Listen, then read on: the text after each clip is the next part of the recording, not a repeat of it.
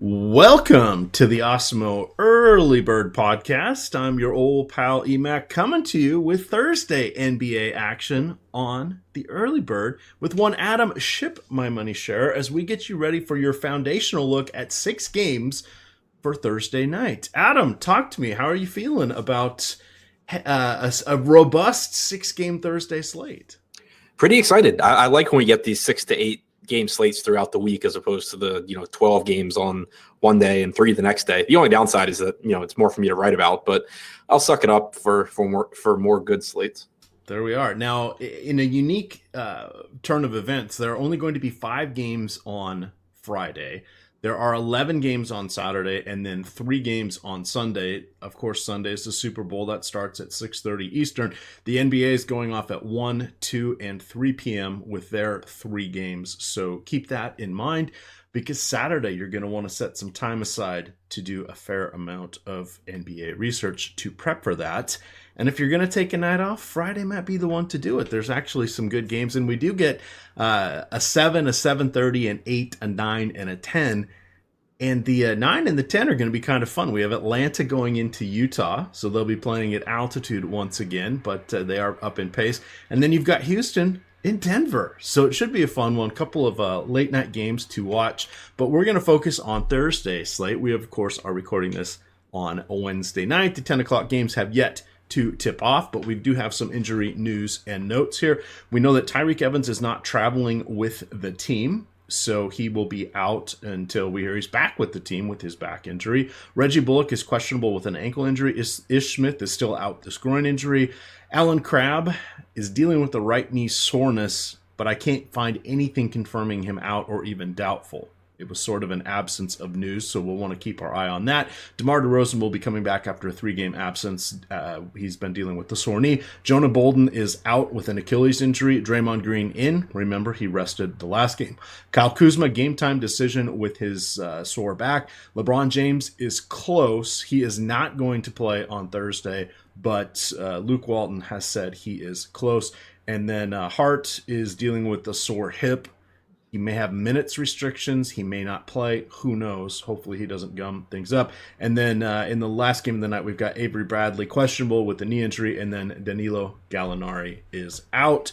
That gets us over here to our buy position. And just quickly looking, we do have over-unders for everything except for the Lakers and Clippers game. That, of course, is the battle for LA. But our top game of the night is Philly at Golden State, 240 over-under. Golden State is our double-digit favorites. The low-end games are Indiana coming in on a back-to-back and Orlando.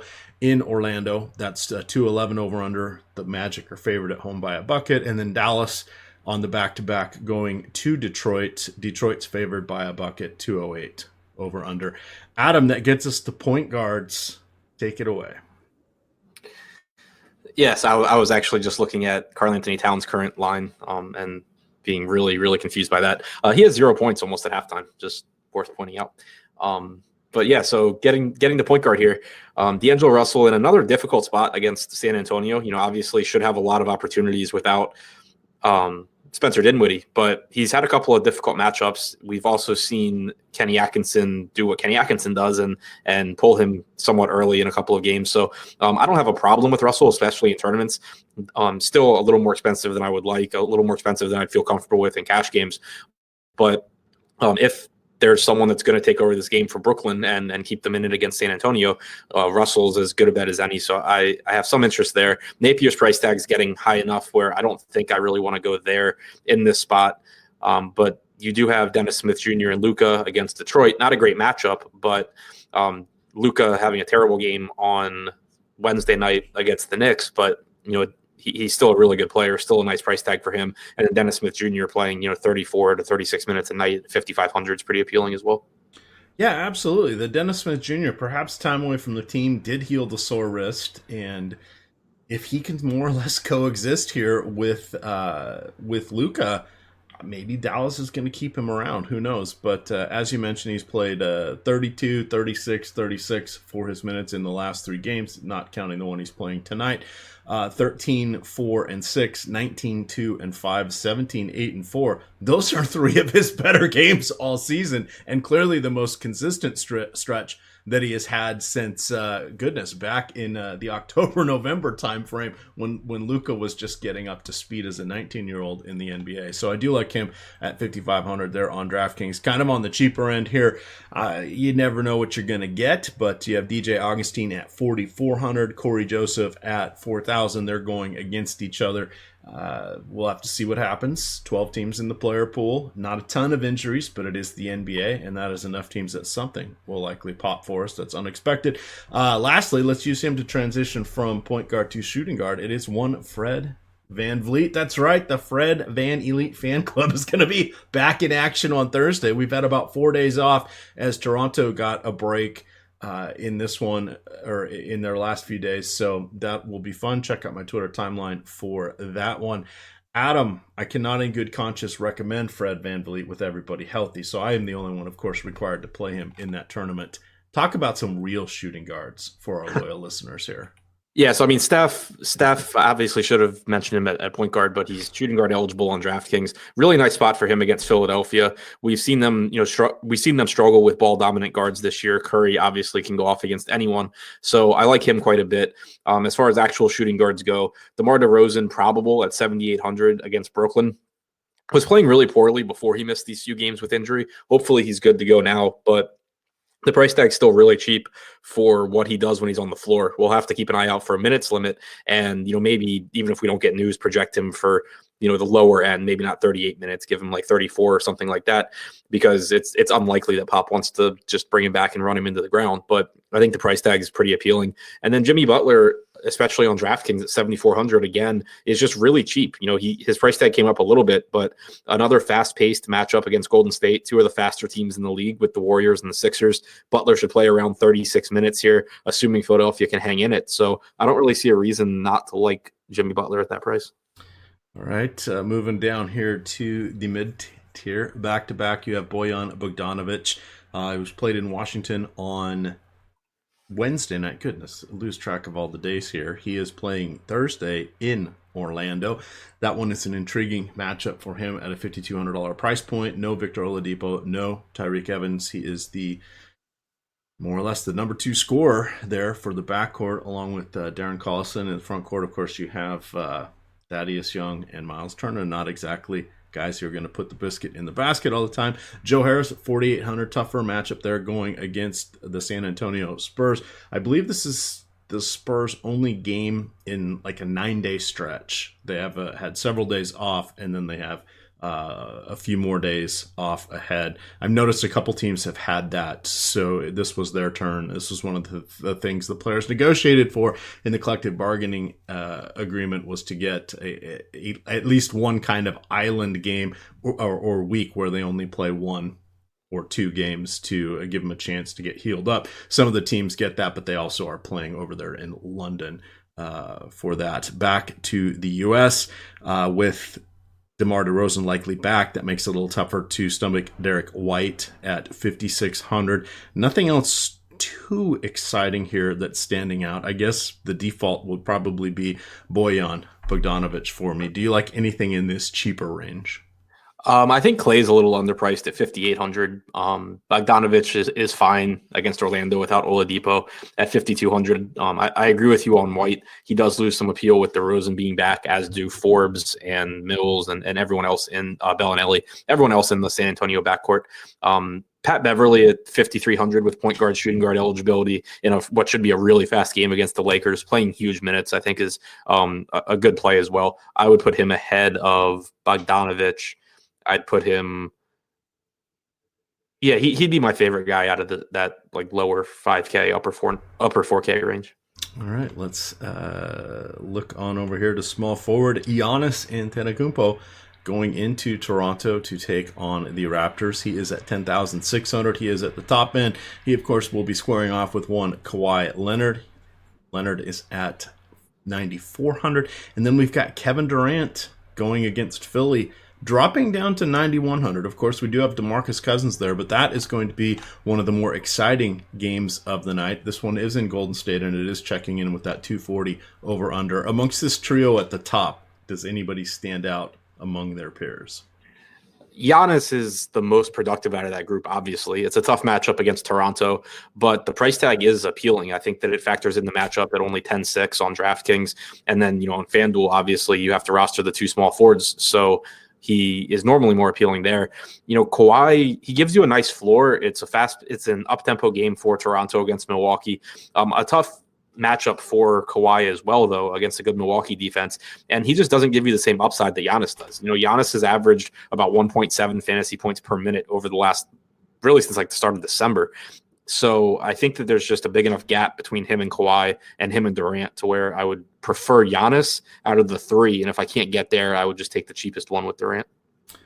Definitely, that makes sense. Reminder, little halfway point break here before we get to the rest of the small forwards. Adam will be writing the deep dive on Thursday. That is behind the paywall. If you have not yet signed up for Osmo, you can use the promo code EARLYBIRD, all one word, at checkout. Go to osmo.com. In the upper right, click the Join tab. Select any month-long package that you would like, including the one that has the Fantasy Cruncher add-on. With that, use the promo code at the end, EARLYBIRD, all one word, and receive 50% off at checkout. If Kuzma is out, are you going to look to Brandon Ingram all the way up to 7,300? And then conversely, if Kuzma ends up being in, I'm not interested in Kuzma, because I don't know how healthy he's going to be. And then at 7,300, I don't know that I'm interested in Ingram now that we have Rajon Rondo back. How would you approach that linchpin, if you will? If Kuzma's out, I still like Ingram at that price tag. Okay. It's getting up there, but he's still playing big minutes. He's still been very, very productive. He would still be really one of their highest usage guys. And Rondo being there, I don't think really has a negative impact on him because he's not that good at initiating the offense and creating for himself yet. It's better when he has someone out there that can facilitate like Rondo or like Alonzo Ball. So if Kuzma's out, I would still really like Ingram. If Kuzma's back, I would still take a shot on him at a pretty affordable price tag. I can't imagine they're going to rush him back from this injury. So I think that if he's playing, he's assuming we don't get word otherwise, I assume he's at 100% or close to it and he's good to go, in which case in a really fast-paced matchup against the Clippers, he should be a pretty strong play. All right, kind of our next three guys are sort of grouped together here. Never exciting, but they can put it together. Rudy Gay gets the fantastic matchup against Brooklyn. Of course, that is in San Antonio. Brooklyn is coming in as 8-point underdogs, and we have the return of DeMar DeRozan, but 5,900 is a somewhat forgiving price point there. Evan Fournier gets the volume from time to time. The minutes are always there. You never know what you're going to get with him, but 5,300, he becomes intriguing. And then JJ Redick in that up-tempo game, 240 points, as I've mentioned twice already, but he is going against Golden State. 5,500, there should be some wide-open looks for him, particularly where he tends to shoot from the wings. Do you like any of these guys or anybody else below them? When in doubt, just go to this Philadelphia Golden State game, I think. So, yeah, I mean, no issues there with Redick. You have pretty cheap guys in Harrison Barnes and Thad Young as well. I would like to find the money for a Kuzma or an Ingram, but if I can't, I would lean Redick, Gay, and then Fournier in that order. Leaning Gay. Gotcha. Not that there's anything wrong with that, Adam. Not that there's anything wrong with that. That'll wrap up small forward here. Let's head on to power forward, which, depending on which teams are on the slate, has sort of been an empty position or one that is chock full of goodness. Feels like the latter this time. We've got guys that we've mentioned already, such as Giannis, Leonard, and Durant, but now we bring into the fold Blake Griffin, LaMarcus Aldridge, DeMarcus Cousins, Tobias Harris, although he is all the way up to 8,500. That is looking like a fun game there. In LA, you've got Aaron Gordon, who has been having moments, but gets where he disappoints or he scores 40 fantasy points. There does not seem to be anything in between, but he gets the nice matchup against the Indiana front court. And then Draymond coming back after a day of rest. Maybe Boogie gets a day of rest in this one. Maybe somebody does. What do you like here at point or power forward? Yeah, so I mean, Cousins, it's the same thing with Cousins. We're seeing the minutes start to creep up. If he can start to get to like 28, to 30 minutes, then I think that he starts to actually become a pretty good option at a mid 6K price tag. But we'll have to kind of wait for word from Steve Kerr. I haven't seen anything yet on where he comes in at. If he's still like around 25, 26, I think he's still too expensive for me to want to get to, assuming he's going to once again have high ownership. Blake against Dallas, it's a perfectly fine spot for him. Not as productive with Drummond back. We've really seen his rebounding numbers take a hit lately, but I think 9,300 is a perfectly fine price tag. My favorite play here, though, is going to be Aldridge, because while he does take a hit with DeMar DeRozan coming back, you see his usage go from around 32 or 33% down to about 27 or 28%. It should also shift him back to center, which means more rebounding opportunities. And it comes in a matchup against Brooklyn that's just a phenomenal matchup for opposing centers. So even though DeRozan's back, Aldridge still my favorite power forward here. And that definitely makes a lot of sense. He's really sort of turned it around over the last several weeks, both in games with DeRozan and in games without him. So I do like that call out. As I scroll down the list, looking for any bargain options. We are getting to the risk section. Yikes. Kleber, Wilson Chandler, Rondae Hollis Jefferson, Jonathan Isaac. These all feel very, very dangerous, Adam. Without further analysis into them, without having you go into the deeper dive, I don't think we want to go there, but let's do one last call out here. Pascal Siakam. Of course, we have not seen Toronto for a few days since they have been getting a bit of a break. You've got him going against Milwaukee. He has really turned things around he has taken the next step this season and been an excellent source of fantasy goodness, particularly with Jonas Valanciunas out of the picture. He is at 6,200. How do you feel about him going against the Bucks? I think he's fine. I mean, he's a point per minute player. He should play 34 to 36 minutes. I'd rather try and find the money for Montrezl Harrell, or I'd rather play Draymond Green at the same price tag. But if you're playing a bunch of lineups and you have some Siakam, I think it's fine. All right. Harrell's the next guy I wanted to talk about. I've called up the game logs here for Siakam.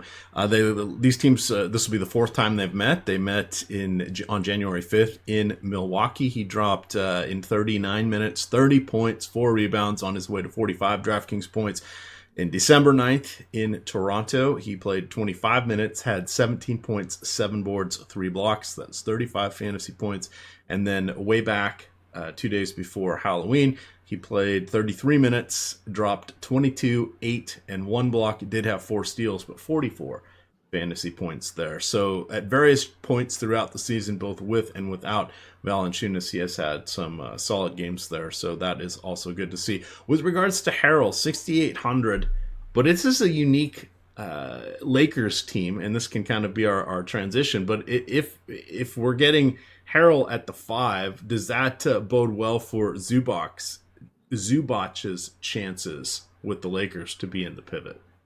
Yeah, I mean, I think it's going to be risky going to Lakers centers and feeling super confident in their minutes, but I would expect Zubac to be the guy here. I mean, we saw in an absolutely brutal matchup with Embiid last time out, but this is a more favorable spot against the Clippers. So I would expect Zubac is the guy. If it's not, then McGee's in a good spot, but I would lean Zubac.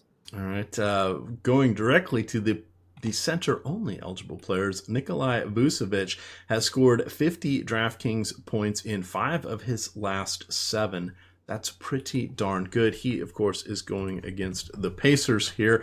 The last time they met, which was the only time this season, the Magic got their asses kicked by 22 points. Zubac played just 26 minutes, but he did get 22 points, 10 boards, and 2 assists on his way to just shy of 40 DraftKings points. Are you looking at Vooch? Are you looking at perhaps an Andre Drummond getting to battle against DeAndre Jordan? Flip that matchup. Jordan going against Drummond. What do you like here amongst our behemoths in the pivot? $10,100 for Embiid is absolutely insane. The guy's averaging like 1.7 fantasy points per minute over the last month. He's averaged around 1.5 to 1.6 for the entire season. It's a fast-paced game against Golden State, as we've mentioned several times. I really don't know how you don't like Embiid in this spot. Vooch is fine, but I just can't I can't like Vooch more than I like Embiid when there's only a $600 price difference. All right, I'm looking up Joel Embiid game logs. Last 3 seasons against, wait for it, DeMarcus. Cousins to see if they have played each other. Cousins. Sorry, but that's what we're. They've only played each other once, and this was the day after Christmas in 2016. Embiid did play 29 minutes. He was 25, 8, 2, 2, and 1 with a 3-pointer for good measure. So Cousins and Embiid have met just once. That was pre-ruptured Achilles for Cousins, and Embiid, that was 2 years ago when he was nowhere near the force that he is now. I think we're still going to say advantage Embiid no matter what on that one, Adam. Do you, let's see, you did mention Cousins, but scrolling down further here, perhaps a Miles Turner, Sergei Ibaka. I know there's been some recent love lately for Domantas Sabonis. Any of these mid-tier guys? Jordan is fine at 6,600. I don't love it because, I mean, he has to get rebounds and putbacks to be really productive, and obviously Andre Drummond makes life difficult there. But at the same time, 6,600's a pretty cheap price tag for him. As far as the cheaper guys, whichever of the Lakers centers is starting, I like. Even and in tournaments, I think you can go to either one. Like if Zubac starts, I think at 4,500, you can still have some JaVale McGee if you're playing a bunch of tournament lineups because the upside's there if he falls into the minutes and vice versa. But whichever of those guys starts, I think I'll probably have pretty heavy exposure to it. Their price tag's in a great spot. And that's one of the places we've talked about it on the strategy shows. Eddie's brought it up on Live Before Lock, etc. Being able to do some late swapping at the end, having a strategy, having a plan where you've got room with a couple guys and can make some maneuvers to get anything that happens to be unexpected is definitely the way to go. Now, we are lucking out because we have 2 games starting at 10:30, and they're arguably the 2 best games of the night between Philly at Golden State and the Lakers squaring off against the Clippers. So you get both those games at 10:30.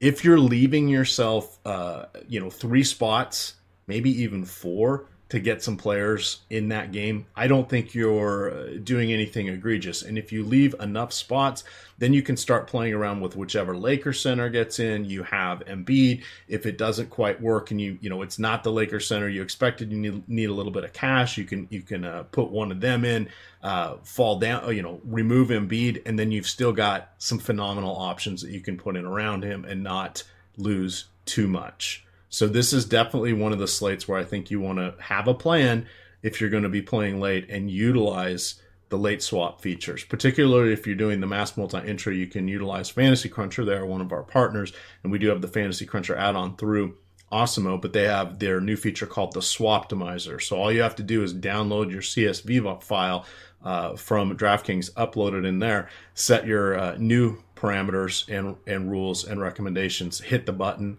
save it, download it, and upload it. You can do this all in just a few minutes, particularly if you take the time prior to this game to set up some of your plans. I know Adam has done that several times to great success. I've done that quite a few times already this season myself. And the one that really stands out, and I'm sure, Adam, you'll feel the same way, but last Sunday when Rashard Holmes and Zubac kind of came out of nowhere in that last game of the night. If people were able to move things around, they did quite well. Yeah, no question. I mean, it's not like I intentionally leave spots open to do that, but where I do, you certainly can create an edge in those lineups because people just don't make changes. Right, and sort of where I mean, I don't always leave a ton of spots, but this feels like a situation where if you're going to have a couple, you want to do it. The one thing that people ran into, a lot of them with the Rashawn Holmes, that was the last game of the night. It was an island game, an hour and a half after everything else, and people didn't want to leave $1,500 on the table when it turned out he was a better play than almost anybody else they would have in that slot. So that's where you have to start making decisions and just looking raw points, what's left. I don't care if I'm leaving X on the table. If you have more than one spot open, you allow yourself some flexibility there. Just a reminder. Anything else before we get on out of here? No, that's it for me. All right. That is going to do it for the DFS Early Bird. You will get the DFS Strategy Show around 9:15. That will be Laffy, Dave Loughran, and Josh Engelman walking leisurely through these 6 games, game by game, going down all the rabbit holes, figuring out everything that you need to do. We've got golf shows up from Jason and Ben. Of course, that is locking on Thursday, so don't sleep on that, or oversleep, as they say. And then we will have the deep dive show at 5 and live before lock at 6, with Fast Eddie Fair taking you down the home stretch. With that, gamers, you could follow Adam at Ship My Money DFS. I am at EMAC DFS. And of course, it is Osmo_COM. Good luck.